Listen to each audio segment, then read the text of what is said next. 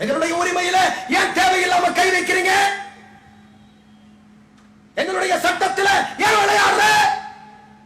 எங்களுடைய வழிபாட்டு தளத்தில் ஏன் விளையாடுற? எங்கள் மக்கள் ஏன் பொய் வழக்கில் உள்ளதல்ல? எங்கள் மக்கள் மீது பொய் வழக்கு போடக்கூடாது. அடுக்கடுக்கான பொய் வழக்குகள் வடநாட்டிலே போடப்பட்டன.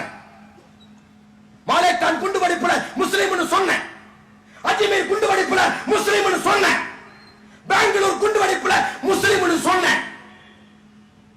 கடைசியில எல்லாத்திலையும் கண்டுபிடிச்சு பார்த்தா முஸ்லிம் இல்ல, ஏதோ பொம்பளை கோரிக்கை பண்ணிருக்கான், ஏதோ அயோக்கிய பையன் பண்ணிருக்கான், ஏதோ அப்பம் பேர் தெரியாதவன் அவன் செஞ்சுட்டு முஸ்லிம்கள் மேல பழி போட்டுக்கான பத்திரிகைகள் எழுதின. அதையும் பார்த்தோம். எவனுக்கு அட்ரஸ் இல்ல, எவனுக்கு அப்பா இல்ல. முஸ்லிம்கள் மேல பழிய போட்ட எவனுக்கும் அப்பம் பேர் தெரியல, அதனால பத்திரிகையில பேர் வரல. ஏன் போட பேர? பெங்களூர் குண்டுவெடிப்புல ஒரு சிம் கார்டு கண்டுபிடிச்சாங்க. யாராவது யாருடையது அந்த சிம் கார்டு? இன்ன வரைக்கும் பேப்பர்ல போட்டியா? ஏப்ரல் மாசம் 17ஆம் தேதி அந்த குண்டுவெடிப்பு நடந்தது.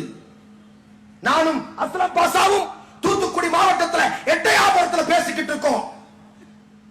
இந்த மாசம் 12ஆம் தேதி 11ஆம் தேதி வந்த இந்து பேப்பரின் ஒரு செய்தியை ஒரு பத்திரிகையாளர் இடத்திலே தந்தார். அந்த செய்தியிலே போடப்பட்டிருக்கிறது, பெங்களூர் குண்டுவெடிப்பில் சிம் கார்டு தொடர்புடைய ஒரு RSS காரனுடைய சிம் கார்டு என்று கண்டுபிடிக்கப்பட்டிருக்கிறது.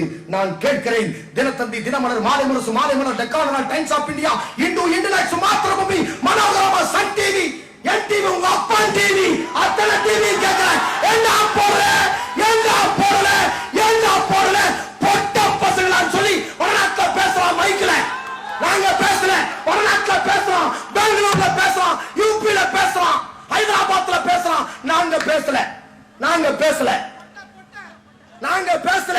ஏன்? யாருடைய